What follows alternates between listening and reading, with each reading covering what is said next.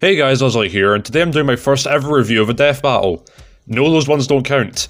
I've been going in a lot of Chainsaw Man and Jujutsu Kaisen content recently, and with the death battle doing Makima versus Gojo, I thought it'd be the best time to make a review of it. Just a reminder that any criticism I have of the death battle does not mean I inherently dislike the episode or I bear any hatred towards the creators or writers for the death battle. They're very talented, and I wish no ill will upon them. Any hate that is interpreted from criticism is kinda cringe.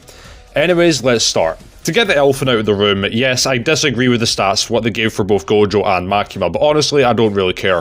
Plus, in the info cards in the top right, they give some mentions to things I think that are more accurate, such as in the recent Jujutsu Kaisen chapters, making Gojo faster in the way they put them at, mentioning the falling devil feat and the Kenjaku black hole feat.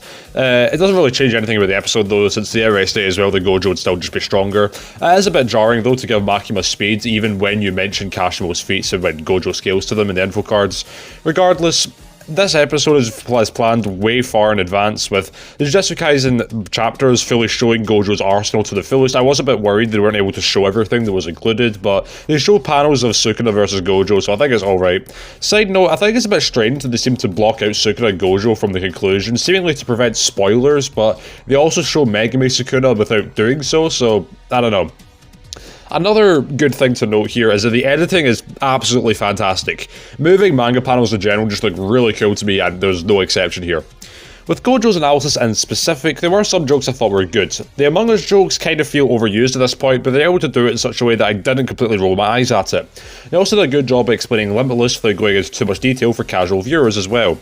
Something funny to mention is that when they say Jogo's meteor can shatter cities, they don't put it at city level. It's more funny than a criticism though, so it's whatever.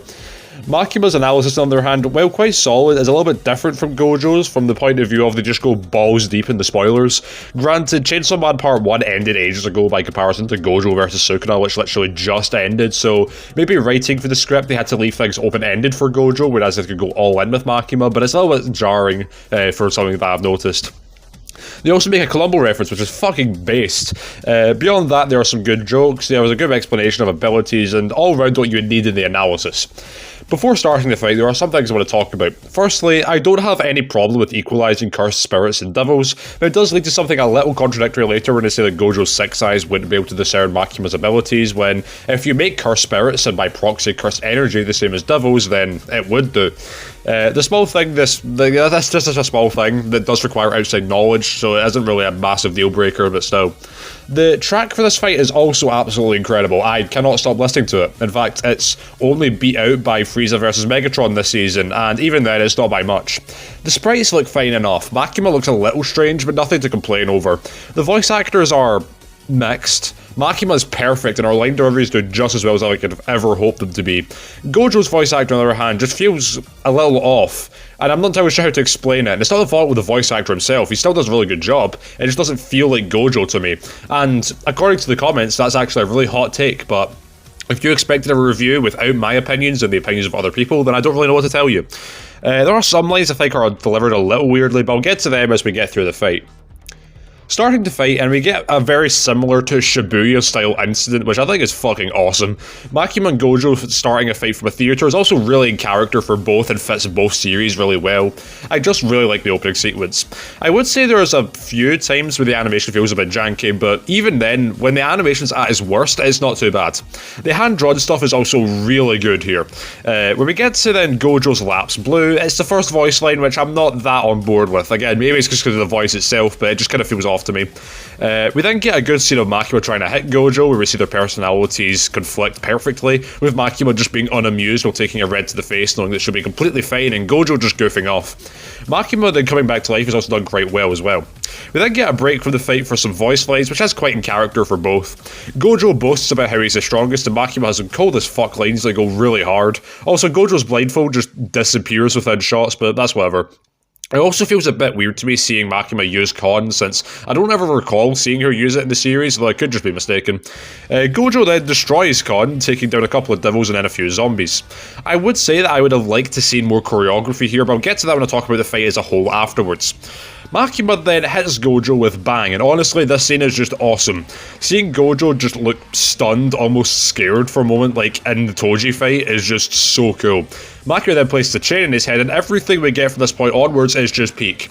We see her summon the Angel Devil, which is just cool as fuck, and is one of the best shots in the entire scene in the animation. We then get Gojo's best line in the episode by far, not just with the delivery, but with the line itself. The animation here is some of Death Battle's best, in my opinion, even if it doesn't last too long. Gojo opens his domain expansion and uses Hollow Purple to kill Makima.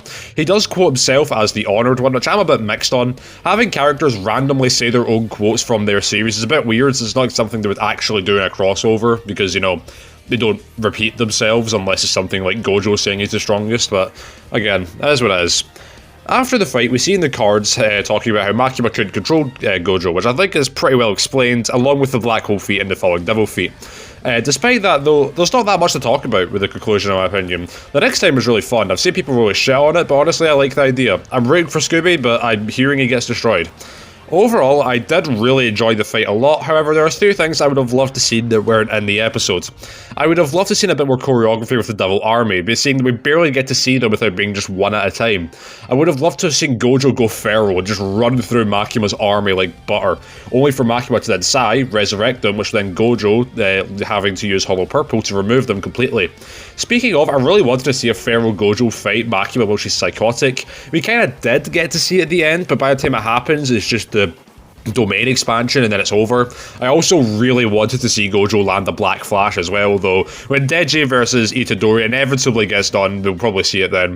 If Makima used the Eternity Devil in the fight, that also could have been interesting to clash with Gojo, since it gives a possible opportunity to bypass Limitless, only for Gojo to say fuck off no and then just destroy the Eternity Devil. Despite the issues in this fight, I really liked it. It's not anywhere close to my favourite matchup for both characters. I would go to Toru, Kinjaku and Malukard for Makima, and Kakashi, Uraha and Qui-Gon Jinn for Gojo, but I really enjoyed it. I'm not entirely sure how to end this video, so I'm just going to say what I always say. If you enjoyed this video, make sure to like, subscribe, comment below your thoughts on the death battle. If you have the time, make sure to check out my own Makima and Gojo videos where I go more in depth about my opinion for both scaling, and I'll see you next time.